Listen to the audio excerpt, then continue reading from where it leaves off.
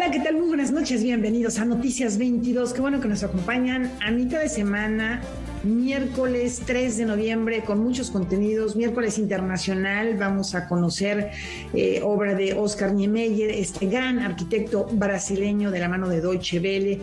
Vamos a ver qué se está hablando, qué se ha hablado en la COP26 sobre cambio climático, la reunión del grupo de los 20 países con más recursos en el mundo, el G20, entre otros contenidos, artes plásticas, tenemos teatro y muchas otras cosas que les hemos preparado con muchísimo gusto, que les vamos a presentar al lado de mi compañero Rafael García Villegas, y además con un gran equipo de compañeros y compañeras que están con nosotros, encabezados por Sergio Camus en la producción completamente en vivo de Noticias 22. ¿Qué tal, Rafa? ¿Cómo estás, mi querida Laura? Qué gusto saludarte a ti, a los amigos del auditorio. Hola, Laura Regis, también en la traducción de lenguas de seña mexicana. Y vamos a arrancar, como bien refieres, información internacional, porque continúan las actividades del ciclo de diálogos México-España, Obrajes del Pensamiento, un espacio donde se reúnen diferentes especialistas de ambas naciones para pensar la cultura y las artes en tiempos de post-pandemia. En el segundo diálogo del proyecto se habló sobre cómo mediar la cultura en el espacio público. Aquí el resumen. Como parte de los diálogos México-España, organizados por el Centro Cultural de España en México y la iniciativa México Creativo de la Secretaría de Cultura, se llevó a cabo la segunda charla titulada Mediar lo cultural en el espacio público, la cual giró en torno a cómo emplazar procesos culturales en espacios que van más allá de los recintos tradicionales, en el espacio público. La especialista Maral Quequeyán citó 3 aspectos fundamentales a tomar en cuenta, como son los saberes, los profesionales de la cultura y la ciudadanía, y desde luego, un paradigma diferente para entender los espacios. Hacer desaparecer la idea de recinto. El recinto es la ciudad entera. El recinto es la ciudad entera. La propia ciudad ya tiene perimetrados muchos espacios, el asfalto, la acera, el parque, porque tiene una delimitación física, el espacio de juego del parque, porque está en un corralito. O sea, ya hay mucho recinto en la ciudad para que cuando llega la cultura siga haciendo un ejercicio de volver a recintar lo recintado, ¿no? Entonces, es cómo escucho o cómo observo también cómo se demarca la ciudad para trabajar sobre esa realidad espacial. Para Maite Málaga, el papel que juegan los profesionales de la cultura en espacios públicos también involucra su desempeño desde una perspectiva particular.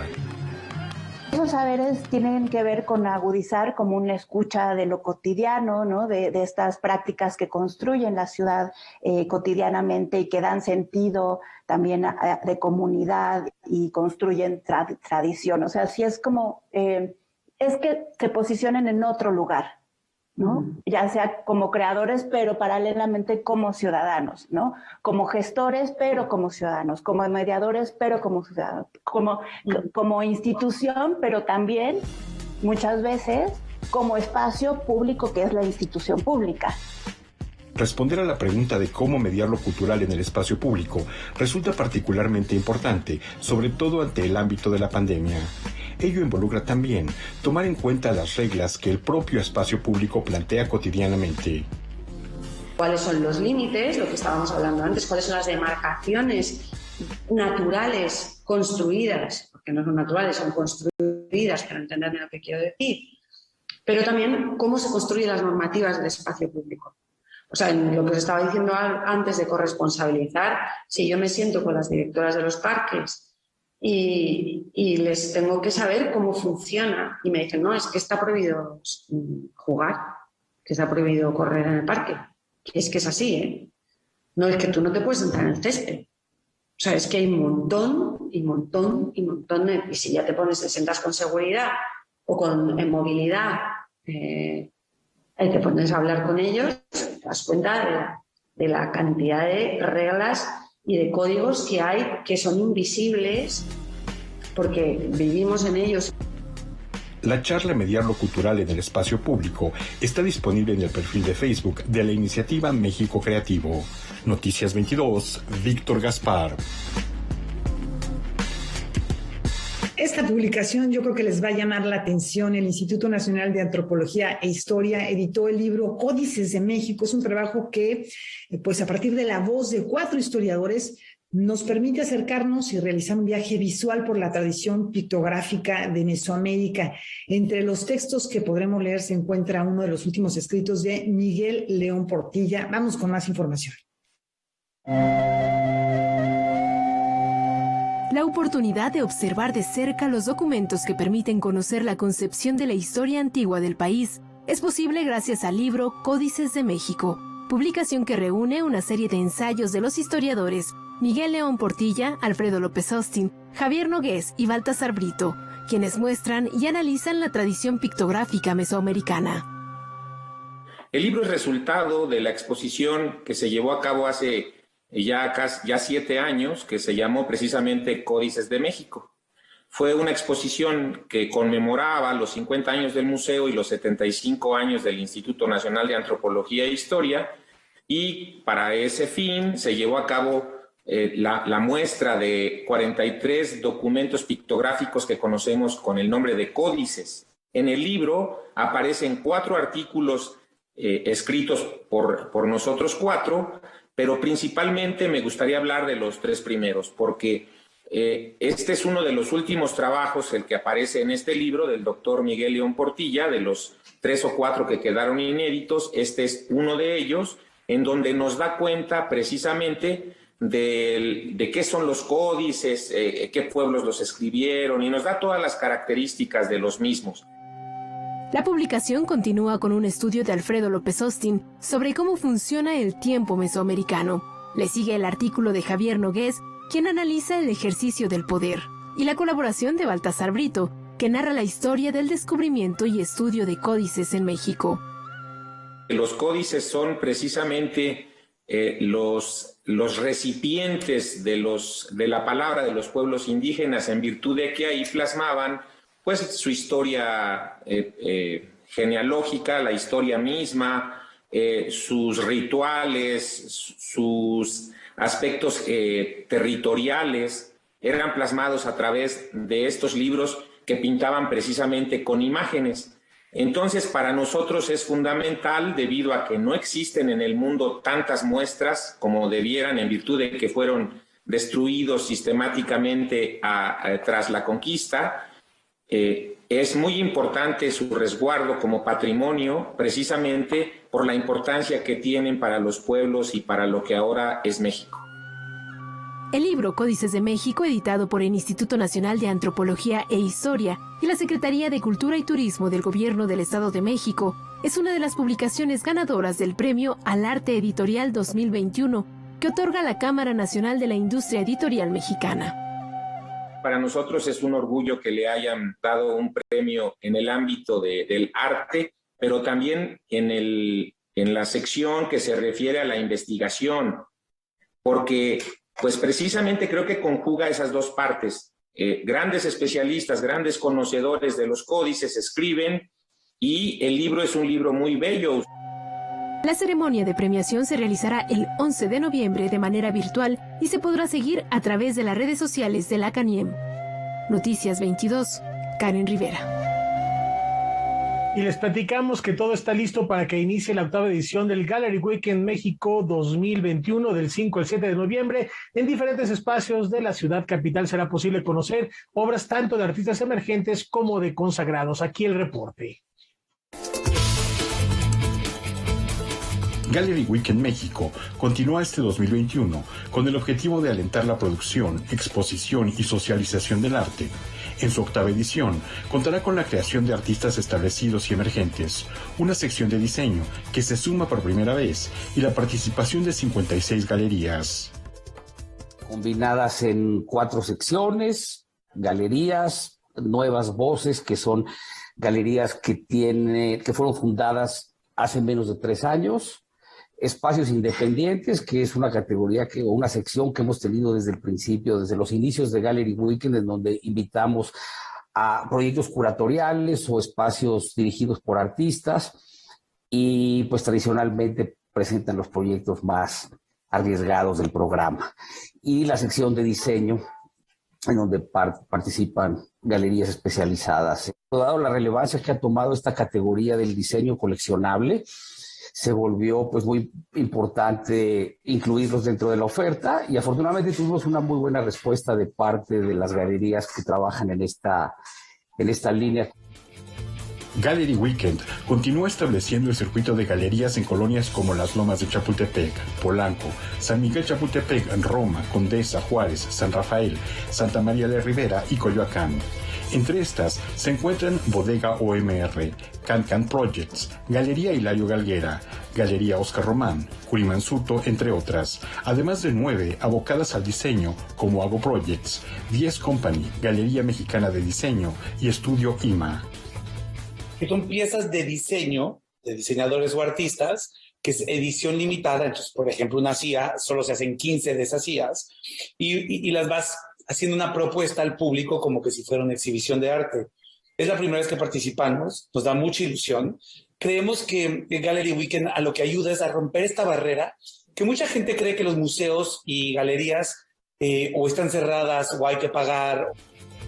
Desde su primera edición en 2013, en la que participaron 15 galerías, hasta la edición 2021, con más de 50, Gallery Weekend espera superar su récord de visitantes, que en las últimas ediciones ha alcanzado los 30,000.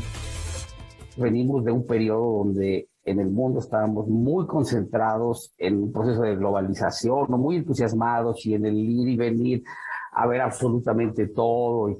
Y de repente esta situación pues nos provocó y nos regaló el tiempo para cuestionarnos el cómo queremos vivir. Y así como me decía Rudy, una de las cosas con las que queremos vivir pues es con una casa que represente mejor quiénes somos, que existan cosas especiales dentro de ella.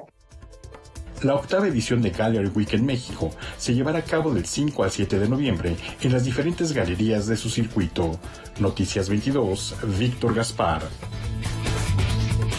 El Instituto Mexicano de Cinematografía abrió la convocatoria para el estímulo a la creación audiovisual en México y Centroamérica para comunidades indígenas y afrodescendientes 2022. Es un programa de formación que al finalizar otorga un estímulo económico para la producción o postproducción de proyectos que destaquen por su diversidad cultural y lingüística, su calidad cinematográfica, su mirada hacia los pueblos originarios y afrodescendientes.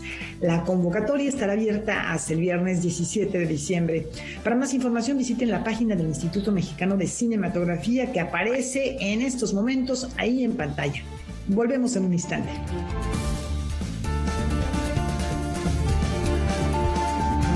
Y novedades desde el mundo de la arquitectura. Un diseño del fallecido arquitecto brasileño Oscar Niemeyer se ha hecho realidad en la ciudad alemana de Leipzig. Se trata de una impresionante construcción en forma de esfera que parece suspendida en el aire y que sobresale de la estética urbana de su entorno. La llamada esfera Niemeyer alberga un restaurante que no deja a nadie indiferente, y para más información nos conectamos hasta Berlín con Valentina Torrado de nuestro canal aliado Deutsche Welle. Valentina, ¿cómo estás? Muy buenas noches. Un saludo para todos desde Berlín y me alegro de estar con ustedes nuevamente compartiendo la obra póstuma del prestigioso arquitecto brasileño Oscar Niemeyer. La esfera Niemeyer, nombre en su honor, se basa en un diseño del arquitecto que data del año 2011 y que se hizo realidad en un recinto industrial en la ciudad alemana de Leipzig tras un periodo de planificación y construcción de 8 años. Pero mi querida Valentina, platícanos cómo nace la idea de esta esfera y qué es lo que la hace tan original. La idea de la esfera nace cuando en 2011 el empresario alemán Ludwig Köhne, y enamorado de la obra de Niemeyer, le propone al gran arquitecto brasileño, en aquel entonces de 103 años de edad, el diseño de un anexo especial de su fábrica como restaurante y espacio para celebrar eventos. Oscar Niemeyer aceptó la propuesta de crear una obra para un paisaje industrial, lo que para él suponía un gran contraste entre su estilo poético de diseñar y el contexto fabril. La construcción esférica de casi 12 metros de diámetro llevó 8 años y costó cerca de 3 millones de euros. hecha de hormigón blanco, con una cúpula compuesta por más de 180 triángulos de cristal líquido oscuro, los cuales pueden controlarse de forma electrónica, oscureciéndose y aclarándose. Asimismo, esta estructura permite generar una atmósfera muy especial, casi única y mágica en relación a su entorno exterior. El concepto gastronómico fue también cuidadosamente pensado y diseñado por un reconocido chef en concordancia con la estructura de la esfera. Los platos culinarios se sirven en cuencos semicirculares, en los que también se ofrecen platos nacionales brasileños. Oye, Valentina, ¿cómo podrías definir el legado que ha dejado Oscar Niemeyer? Nacido en Río de Janeiro en 1907, Niemeyer es considerado uno de los arquitectos más visionarios del siglo XX. Este gran maestro de las curvas invirtió gran parte de su tiempo en el diseño de la capital de Brasil, planificando y creando casi la totalidad de los edificios públicos. Sus proyectos a finales de los años 50 para Brasilia, como su catedral y el Congreso Nacional, son hoy Patrimonio de la Humanidad de la UNESCO. Su fama trascendió fronteras, plasmando su sello creador en otros países como Alemania, con la inauguración en 1957 del moderno edificio Oscar Niemeyer House en el centro de Berlín, o en España con el Centro Cultural Oscar Niemeyer, la única obra del arquitecto en el país. Alemania, gracias a la ciudad de Leipzig, cuenta ahora con una obra más de Oscar Niemeyer, un espectacular restaurante moderno llamado Seu, cielo en portugués. Fue un gusto haber compartido estos minutos con ustedes y me despido hasta pronto con un gran saludo desde Berlín. Valentina Torrado, DW. Un fuerte abrazo hasta allá, mi querida Valentina, muchas gracias. Y ahí está otro pretexto más para visitar la ciudad de Leipzig y poder, ¿por qué no, visitar este restaurante? ¿Cómo ves, Laura? ¿No se te antoja? Bueno, sí, sobre todo que parece que la carta también debe ser algo muy especial. De que se antoja absolutamente. Es un reto desde el punto de vista técnico, tecnológico, haber podido insertar en ese edificio de esfera realmente complicado, pero bueno, pues hay que recordar que Oscar Niemeyer tiene cosas muy impresionantes, como la misma Catedral de Brasilia, que yo creo que ya se mencionaba. En Brasilia tiene muchas obras, tiene obras circulares, obras curvas. Él utiliza mucho estas formas más que rectas, utiliza mucho formas orgánicas, y bueno, pues ahí está su sello. Por ejemplo, el Museo de Niterói en el mismo Río de Janeiro, que también pues es una especie como de plato ahí suspendido, retando a la gravedad, haciéndonos pensar que quizá la gravedad es posible de domesticar en la arquitectura. Así que bueno, pues ahí un ejemplo más, un ejemplo póstumo de su trabajo. Y bueno, les comentamos que varios canales públicos, canales culturales de América Latina, nos mantenemos unidos gracias a la red TAL. Es un espacio de colaboración que nos permite fortalecer nuestra presencia como medios. En este 2021, el Sistema Estatal de Radio y Televisión de Panamá integra un programa gastronómico al banco de contenidos de dicha organización. Vamos a conocer lo que les parece. La Televisión de Panamá se suma al banco de contenidos de la red TAL, la unión de los canales públicos y culturales de América Latina, con el programa Todo lo que sé. Se trata de una producción audiovisual elaborada por el Sistema Estatal de Radio y Televisión panameño, en alianza con el Instituto Nacional de Formación Profesional y Capacitación para el Desarrollo Humano de la región. Todo lo que sé se caracteriza por mostrar contenidos en los que reconocidos instructores de gastronomía, como el chef Hugo Bustamante, enseñan el arte de cocinar, preparando recetas sencillas con ingredientes 100% panameños. Desde las pailas hasta los sartenes, pasando por la sazón y el sabor característico de este sitio, constituyen cada uno de los episodios.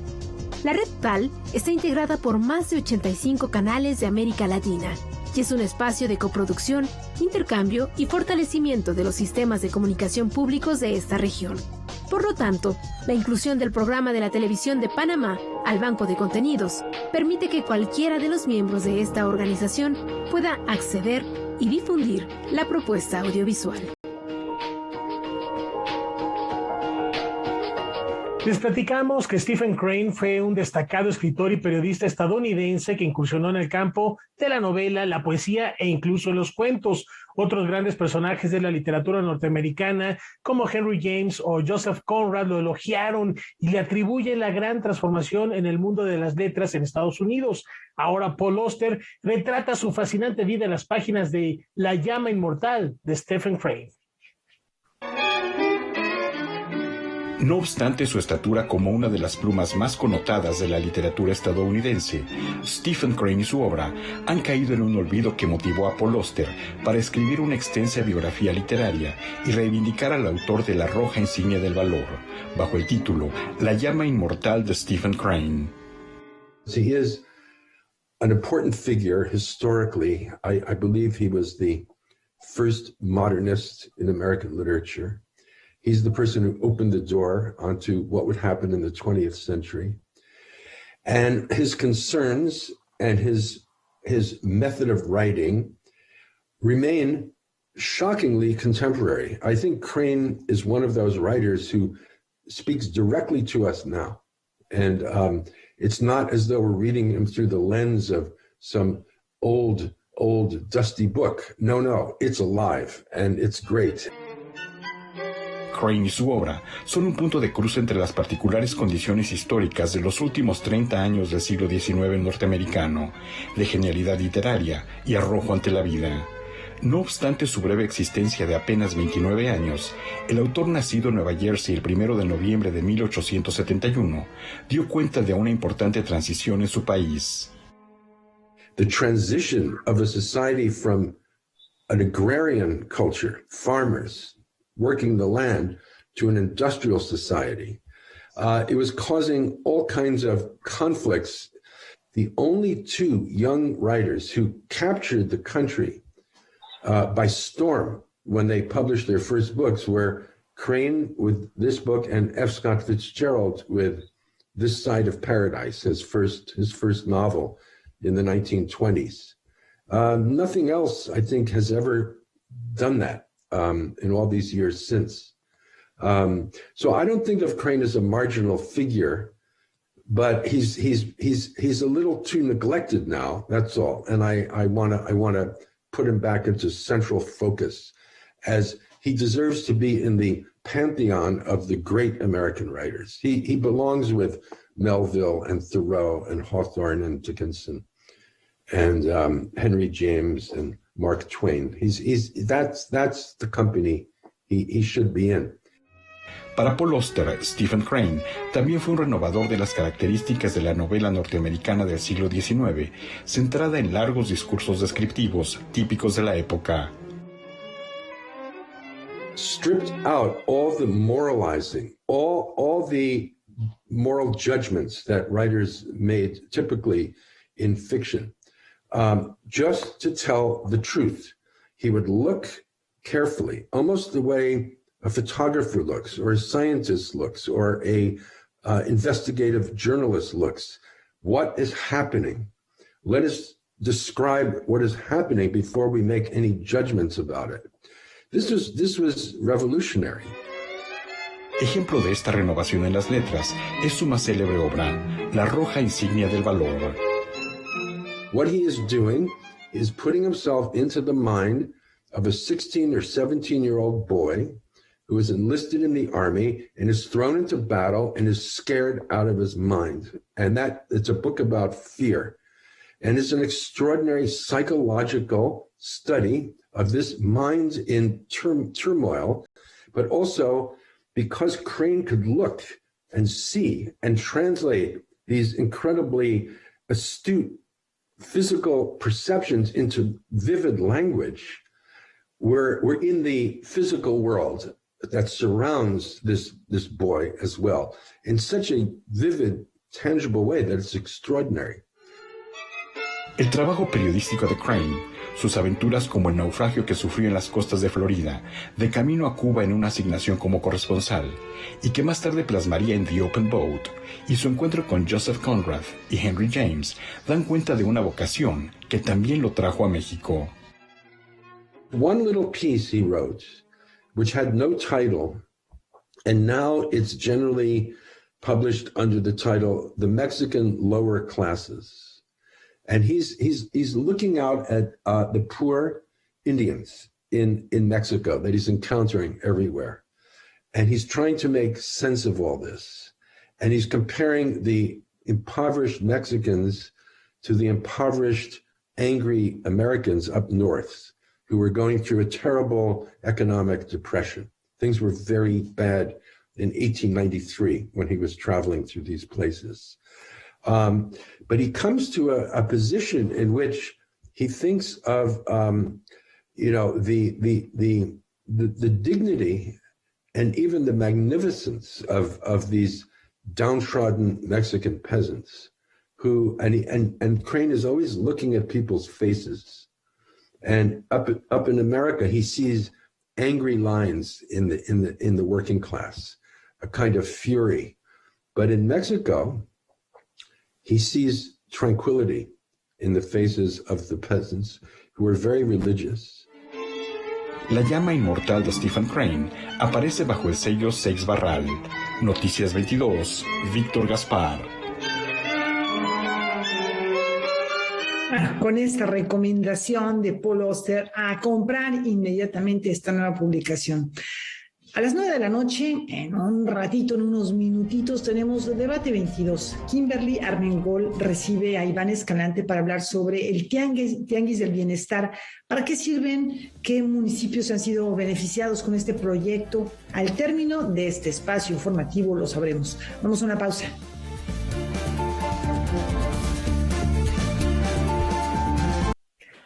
La Secretaría de Hacienda y Crédito Público celebra 90 años del pintor Rafael Coronel con una exposición de 31 obras de la colección Pago en Especie. El Museo de Arte de la Dependencia reabre sus puertas con esta exhibición que va a estar disponible hasta el próximo 27 de febrero. Veamos un poquito más.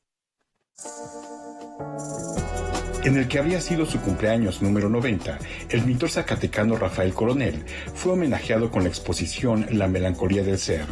La muestra es organizada por el Museo de Arte de la Secretaría de Hacienda y Crédito Público y consta de 31 piezas, 25 óleos y 5 esculturas, que conforman parte del acervo generado por el programa Pago en Especie de la institución. Porque para Rafael Coronel, la melancolía, ese sentimiento de desolación que vive en el subconsciente del artista, es una conmoción provocada ya no por Saturno ni por el humor negro, sino por factores sociales, por las personas que vio en la calle y a las que no conoció, los desvalidos. Así se expresó de quienes más lo impactaron. La muestra está organizada en 4 núcleos temáticos, naturales, que incluye obras de la serie Biombos Tropicales, personajes revelados, con retratos de personajes urbanos, magia en bronce, que comprende las esculturas plasmadas con melancolía, dolor, tristeza y abandono, y un núcleo final titulado Puesta en Escena, con personajes sombríos sobre colores lisos e intensos. Una de las cuestiones que es fundamentales de esta colección, de la colección que posee la Secretaría de Hacienda, es que es el más importante resguardo que tiene ningún gobierno en México, es la colección más importante que tiene el Estado. Estas 31 piezas no son piezas accidentales. Rafael no creía que pagar sus impuestos era meramente un acto hacendario, sino que tenía una idea clara de que estas piezas iban a formar parte de las colecciones nacionales y de que se iban a presentar como tales. Y entonces, de verdad, hay piezas extraordinarias que le hubiera sido mejor venderlas que pagarlas. Démosle un fuerte aplauso a la vida, a la creatividad y por supuesto a Rafael Coronel, pintor que hizo del óleo el artificio correcto para conjurar el semblante humano a través de sus expresiones y máscaras. Como dijo el zacatecano, que se confesó anarquista de corazón, viva la libertad y junto con María Luisa Landín, viva el amor. Rafael Coronel, La Melancolía del Ser, se exhibe en el Museo de Arte de la Secretaría de Hacienda de martes a domingo de 10 a 18 horas. Noticias 22, Víctor Gaspar. Cambiando de tema, falta muy poco para que comience la Muestra Nacional de Teatro, uno de los encuentros escénicos más importantes del país. Para su 41ª edición se ha preparado un programa con el que se pretende crear un corredor artístico entre la Ciudad de México y el estado de Morelos. Después de una pausa obligada por la pandemia, regresa la Muestra Nacional de Teatro con más de 40 propuestas escénicas virtuales y presenciales. Tenemos algunas características muy particulares de esta muestra. Una de ellas es el hecho de que sea de manera híbrida.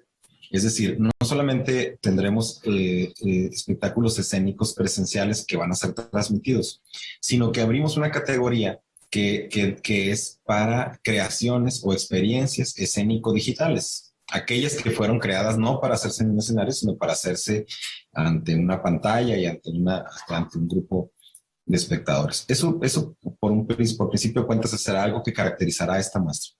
Por otro lado, la muestra tendrá 2 sedes. Entonces, esta muestra tendrá como característica que es un corredor artístico-cultural entre la Ciudad de México y Morelos. Este encuentro teatral abrirá un diálogo entre obras que se generaron en los últimos 2 años, en las que se incluyeron propuestas de teatro comunitario y penitenciario. Y es una mezcla muy interesante de diversidad de poéticas, de formas, de maneras de abordar el teatro. Tenemos en la programación representados 19 estados de nuestra república, entonces pues también hay diversidad, hay pluralidad, hay inclusión. Y pues eso es lo que esperamos que caracterice esta emisión de la muestra. Además de la oferta teatral, se realizarán presentaciones editoriales, actividades infantiles, lecturas dramatizadas y la Feria del Libro Teatral. La Muestra Nacional de Teatro en su edición 41 se desarrollará del 25 de noviembre al 4 de diciembre en diversas sedes de la Ciudad de México y el estado de Morelos. ¿Cómo sabes? El sitio en donde podrán estar acompañándonos para las transmisiones de aquello que es digital o virtual es mnt.imba.gov.mx. Ahí está alojado el micrositio de la Muestra Nacional de Teatro, en donde podrán encontrar no solamente las transmisiones, sino todos aquellos contenidos de la muestra, cuáles son las obras invitadas, cuáles son los horarios, etcétera, etcétera. Entonces, ahí los invitamos a que nos acompañen y que nos sigan en las redes sociales. Ahí también estaremos, desde luego, como siempre, circulando nuestra información. Noticias 22, Óscar Cortés. Tenemos más teatro. La crisis de violencia en nuestro país motivó a César Chagoy a escribir una puesta en escena sobre el duelo que afrontan las familias cuando algunos de sus miembros es víctima de desaparición forzada. Este trabajo se presenta en el Teatro Orientación del Centro Cultural del Bosque. Llave en mano, el precio de la realidad. ¿Abrir o no abrir? Gerardo es uno de los 2 hijos de una familia de Michoacán. Cuando desaparece, la vida de su padre, su madre y su hermano Adrián se ve trastocada. Bajo este argumento, la compañía Phobos Teatro presenta Variaciones Schrödinger, donde aborda el complicado proceso de duelo de una familia ante la desaparición forzada de uno de sus miembros y la incertidumbre de su paradero. En esta obra alcanzamos a ver cómo la desaparición modifica a la familia, cómo la ausencia de uno de los miembros hace que todo se vuelva un caos y que el tiempo y el espacio se detiene.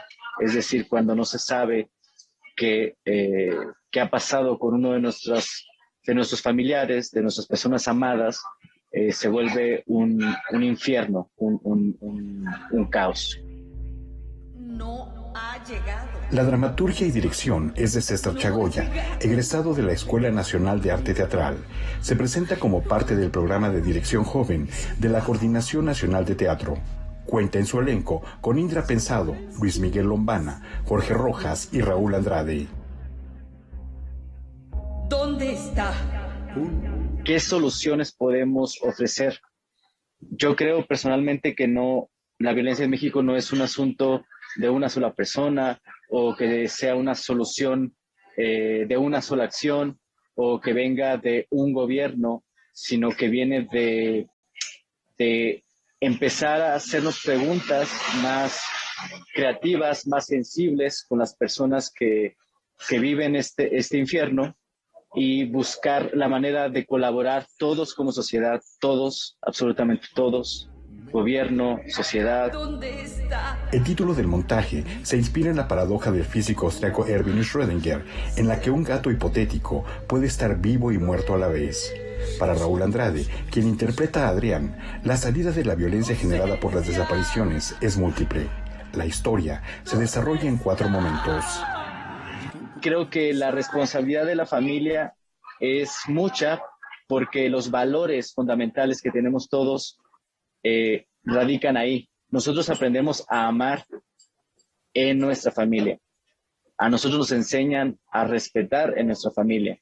Claro, hay otras instituciones como la escuela, como el gobierno, pero dentro del núcleo familiar es donde se generan los lazos más fuertes y los valores elementales con lo que nos vamos comportando en nuestro día a día.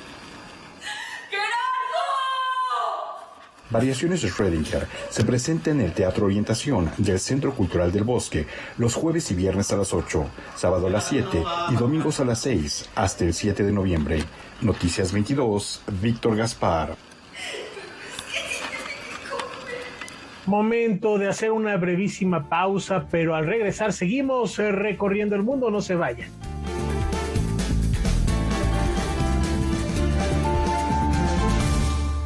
El premio Anagrama de Ensayo es para Enrique Díaz Álvarez, que de acuerdo con el jurado presenta una obra con aires de clásico para lidiar con las nubes del presente, así lo dijeron. Vamos a conocer un poco más de este trabajo.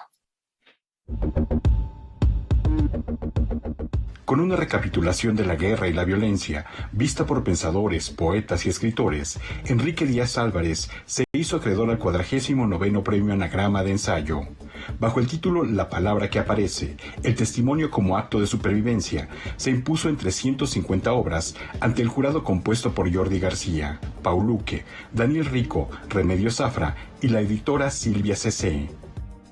Siempre me ha interesado mucho la historia de los vencidos, de los derrotados, porque es la que no nos cuentan, ¿no? Generalmente crecimos escuchando la historia, las batallas épicas, heroicas de los vencedores y el relato, digamos. Las guerras, quizá el primer botín de la guerra es contarla.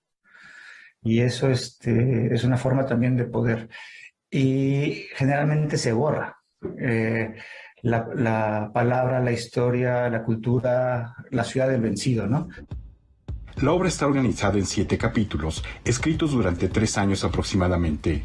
También profesor de la Facultad de Ciencias Políticas y Sociales de la UNAM, Díaz Álvarez aborda la vulnerabilidad, el testimonio y el cuerpo en su obra que, señala, adquiere un significado particular en el contexto mexicano. Giorgio Agamben es una de sus referencias. Y lo que pone en la mesa Agamben es el testigo, aquel que vivió determinado acontecimiento extraordinario y puede relatar sobre lo ocurrido. Ese ya no es un tercero, un terstis, sino es un superstes, un superviviente. Entonces esos supervivientes, que son pues desde Primo Levi hasta tantos otros personajes de la historia, pues a mí me interesa justamente rastrear ese relato, porque muchas veces esos testimonios son un acto de resistencia, como dices. Y denuncian arbitrariedades, atropellos, destrucción. Y en un contexto como el que vivimos en México desde 2006, donde se declaró esta guerra al narco, que ha sido que ha tenido un costo social altísimo, ¿no? Un país donde acumulamos cuerpos de muertos, desaparecidos, donde de cada tanto aparecen fosas comunes. Pues, digamos, a mí me interesa justamente muchas veces cómo ha aparecido también la palabra para confrontar todo eso.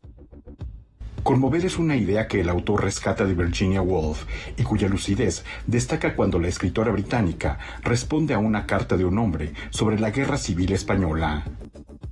Entonces ahí dice, para luchar contra la guerra es mejor conmover, ¿no? O sea, vea usted estas fotografías atroces de la población civil bombardeada en España y eso le afecta a usted y me afecta a mí. Entonces, y ahí abre esa beta de decir, contra la guerra, pues hay que buscar contranarrativas, contraimágenes, ¿no?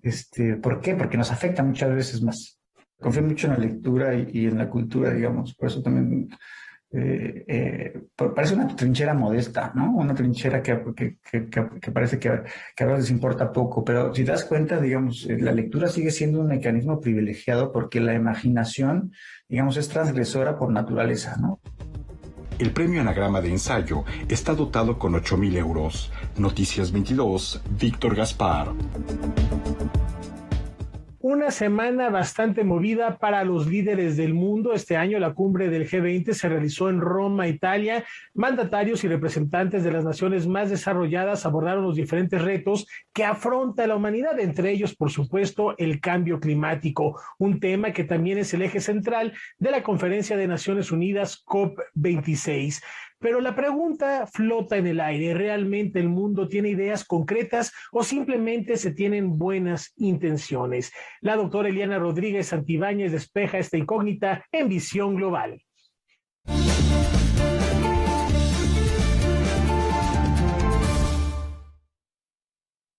Pues sí, vámonos a la vuelta al mundo en menos de 10 minutos y como dices bien, pues hay que ver si de verdad el mundo solamente tiene buenas intenciones o ideas concretas.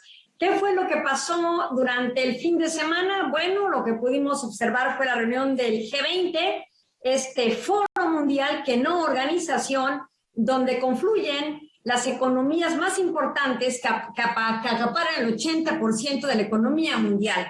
Dentro de lo que es Italia, específicamente en Roma, se reunieron y no solamente los representantes de Estado, varios presidentes, pudimos ver, por supuesto, a Joe Biden, uno de los más importantes en este foro, las grandes ausencias, Xi Jinping de China, que tiene más de 21 meses de no salir por el tema de las medidas de mitigación y contención del COVID-19, y por supuesto también la ausencia de Vladimir Putin.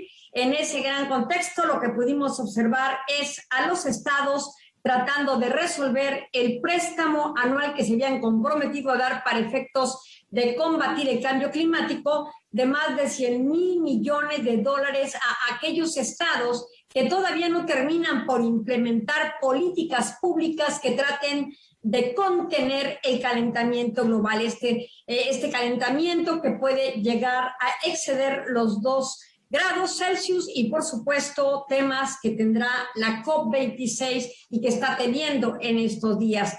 Lo que sí pudimos observar también es que este foro de G20 sirvió para varias reuniones a petit comité de asuntos importantes como el diferendo que tiene en materia de pesca Francia, precisamente con el Reino Unido, pero también la molestia generada por la compra de submarinos por parte de Estados Unidos, Australia, la participación del Reino Unido en esa negociación.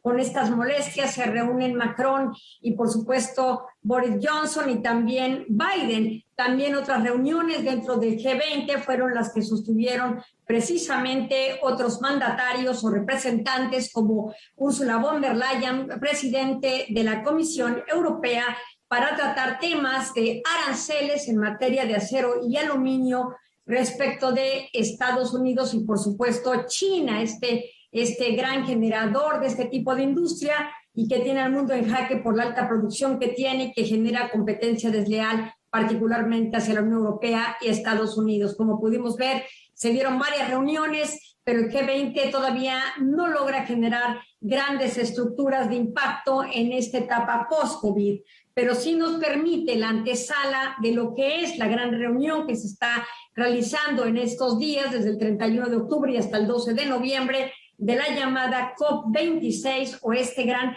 Acuerdo de París, y que tiene que ver precisamente con la contención y para impedir que el cambio climático exceda a los 2 grados Celsius. ¿Qué es lo que estamos viendo en los últimos días como primera señal? Bueno, un tema central que vimos el día martes es el compromiso que los estados adquieren de camino al cumplimiento de las metas de la COP26 para tratar de eliminar progresivamente lo que tiene que ver con la deforestación. México está dentro del ranking de los estados con mayor cantidad de zonas boscosas. Estamos en el lugar número 11. Hasta las primeras horas del día martes, México todavía no se apuntaba a este compromiso para impedir esta deforestación. Ya lo ha hecho y se compromete a implementar aquellas medidas que impidan este fenómeno tan agresivo que también, por supuesto, implica no solamente agresiones al medio ambiente, sino, por supuesto, fomenta los flujos migratorios cuando en ese momento no existe la capacidad de generar cultivos y otro tipo de situaciones que se propician con estos entornos, estos ecosistemas boscosos. Nuevamente surge clamor de los estados de solicitar el cumplimiento por parte de las grandes potencias que participan en la COP26 de generar el compromiso de ayudas por 100 mil millones de dólares a los estados que requieren transferencia de tecnología e implementación de políticas en materia de energías limpias. Un gran compromiso que se llevó a cabo dentro de lo que fue precisamente el G20 y que se arrastra ahora hacia la COP26, es que los estados, particularmente de los grandes contaminadores o emisores de contaminantes como el dióxido de carbono y el gas, lo que es el metano, Estados Unidos y China, se comprometen y ahora se confirma en la COP26 el no generar plantas de carbón en otros estados. Cederán las inversiones en estos temas, pero hay que decirlo, no en sus propios territorios. Y no se ve a corto plazo un compromiso que detenga esa clase de inversiones que finalmente sabemos que tanto el carbono como las inversiones en combustibles fósiles en nada ayudan a lograr los objetivos de esta COP26 o Acuerdo de París, que tiene como metas principalmente de aquí al 2030 muchos objetivos donde los estados pareciera ser que no avanzan progresivamente y en la misma sintonía. Hay que decirlo, el nivel de desarrollo de los pueblos incide e impacta en el logro de tales objetivos. Si consideramos que, por ejemplo, los procesos de industrialización que tienen los grandes países desarrollados y particularmente las potencias hegemónicas no es el mismo que ha tenido otros desarrollos de otros estados, de otros pueblos, que ahora en el momento en que se les dice dejarás de utilizar prácticamente esta capacidad de industrialización a partir de combustibles fósiles, evidentemente estos estados dicen, bueno, sí, está bien, yo comprometeré mis esfuerzos para impedir eso, pero a cambio, ¿y cómo es que vamos a disminuir esto? Bueno, pues entonces son de los grandes temas, pero ya por lo pronto estamos viendo el tema del compromiso de no seguir deforestando sus propios bosques. Así es que esto es lo que estamos observando en una agenda común de G20 hacia la COP26 y que pareciera dar cierto aliento, pero que no nos está permitiendo ver hasta este momento grandes compromisos. Haremos el balance en cuanto termine esta gran reunión para ver el saldo positivo o no de esta gran intentona por la conservación de lo que son los ecosistemas y nuestra supervivencia. Así las cosas en visión global. Muchísimas gracias, Ileana Rodríguez Santibáñez, por este análisis de dos encuentros muy importantes de los que se espera mucho y que de verdad ojalá hubiese mayor compromiso por parte de los estados participantes. Nos vamos con musiquita, Rafa, y bueno, nos vamos con Vincenzo Bellini, un representante del llamado bel canto, que estudió en Nápoles, tiene varias obras muy conocidas como La Funámbula o La Sonámbula, y Norma, quizá la más conocida de ellas y de la cual vamos a escuchar un fragmento.